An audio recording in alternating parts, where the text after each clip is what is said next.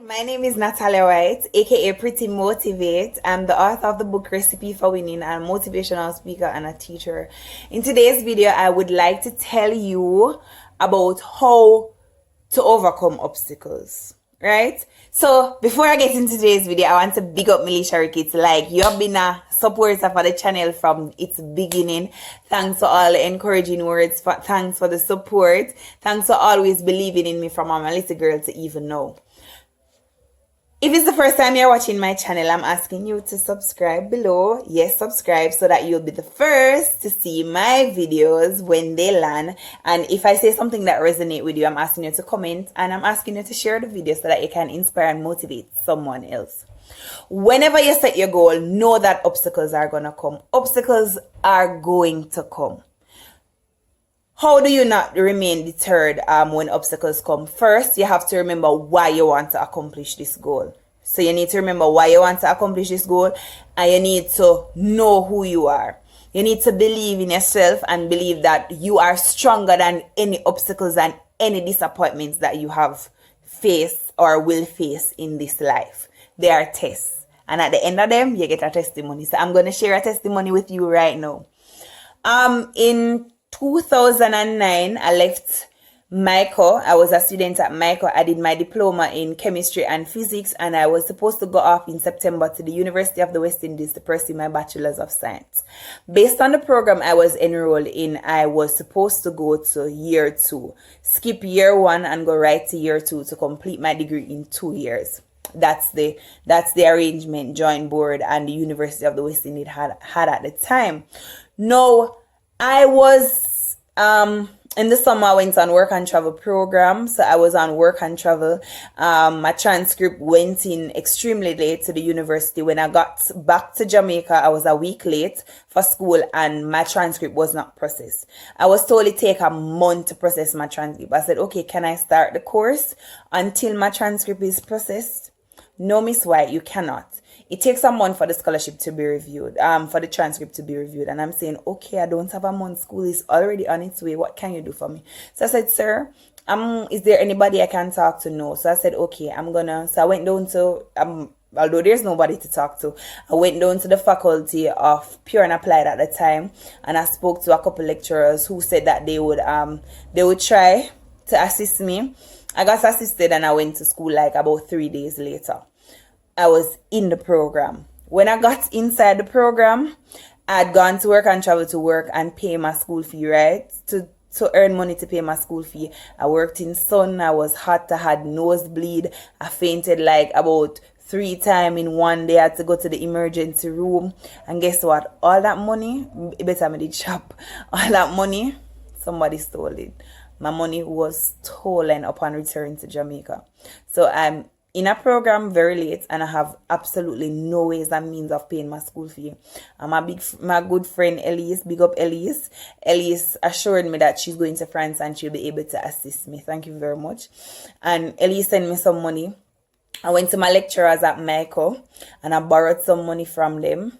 Still wasn't enough to pay my school fee. I had to call around now and ask my friends to give me a thing to make up my school fee. And that's how I actually paid my school fee. I'm in now, right? So, obstacles must stop. No, that's not how it works. I wanted to give up, but my goal was to be the first person in my maternal family to obtain a tertiary education, to obtain a bachelor's degree. And so, I was at school and I was working because, you must do schoolwork. One night I was working at home at my window. My bed is to the window. My window was open and I was working because it was hot. I was working on the laptop. I fell asleep somewhere. A gentleman came to my window, put a gun to my head and asked me for my laptop. And in my sleep I gave it to him. I wasn't really aware of what happened until I wake up. I remembered, but I was traumatized for like several weeks. No, all of my work was on my laptop. Pointer information, always email work to yourself because you never know what will happen to your device. And I was stressed. I wanted to quit because my assignments were, the due date were fast approaching. What must I do? That weekend I had to go I had to pretty much sleep on campus, sleep in the library. I got like 2 hours sleep in the library. I spent Friday nights up there, Saturday nights up there. And when I say I spend the nights at the library, I don't leave the library until 5 a.m. and I leave to go home to Washington Gardens and come back. And for several weeks, that was my mode of operation. I had to stay on campus until 5 a.m. in the morning, go home to in Washington Gardens, shower, and get back to school for 8 o'clock class. It did rough, but the goal was to get the degree. And I faced several other challenges, several other roadblocks, but I was standing on the principle that my mother gave me. I stood on her example.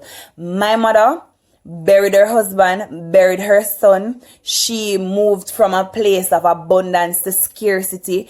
I know what it is to have a belly full, and I know what it is to go to your bed hungry as a child, and I watched her taking care of her children, and she never ever complained. My mother never complained one day. My mother never cried. I never saw my mother crying. I never saw my mother worrying about anything. She was resolute that regardless of whatever she faced, that she would always stand again. Her favorite expression, Talia, a 7-time rise and 7-time fall. So when you rise, expect the fall. And when you fall, expect to rise. That's what my mother taught me. So even when I was at UWI and it was rough, I remember that I am resilient just like my mother. I know that regardless of whatever obstacle I face, I can get it. Fast forward to 2020, it is COVID, and all of us had said to our 2020 and it's COVID, we are experiencing disappointment. We are experiencing stress. This is not how we planned our year. And as the meme say, what's happening now is not on my vision board. But you can allow it to either deter you from getting your vision 2020, or you can embrace the changes and you can ride the wave, so that at the end of this period of time, when outside open up, you are poised to get to winning. You're poised to win, or you're winning right now in the current situation.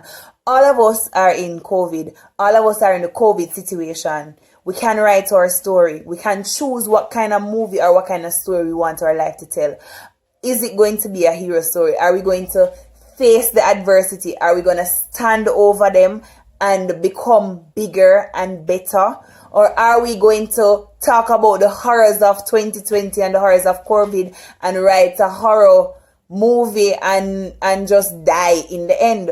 What is it that we're writing? This is an opportunity for you to seize, to decide who it is that you are. This test at COVID time, what is your testimony outside of this virus? I've learned from disappointments, setbacks, and obstacles in my life, because I've been through many more than what I've spoken about here in this video today. What I've learned is that disappointments become the appointments. I remember I was disappointed. My son was supposed to do a surgery in November, didn't get to do the surgery until January, and guess what? At the point he did the surgery in January, he was supposed to originally do 1 surgery, he had to do 2 surgery. Had we done the surgery in November, we'd have to go back January to do another surgery. So I mean, that's blessing. I have learned that sometimes the obstacle that you encounter lead you to a new path. The obstacle become the path. So situations are going to come, but you have to be resolute about the goals that you want to accomplish. You have to believe in yourself that you're tougher than any situation that you face. And I wish you all the best as you progress to getting the success that you want and getting the success that you deserve. I believe in you. Bye. Comment below.